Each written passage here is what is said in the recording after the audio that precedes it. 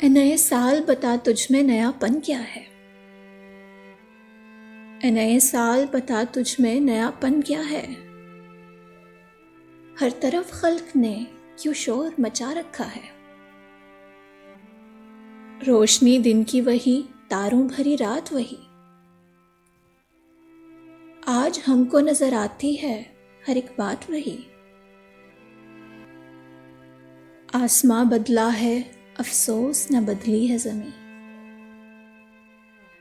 آسماں بدلا ہے افسوس نہ بدلی ہے زمیں،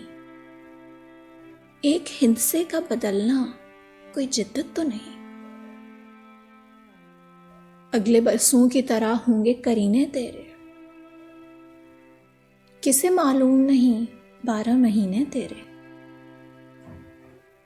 جنوری فروری اور مارچ میں پڑے گی سردی،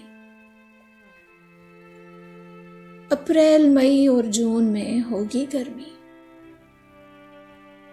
تیرا من دہر میں کچھ کھوئے گا کچھ پائے گا، اپنی میعاد بسر کر کے چلا جائے گا،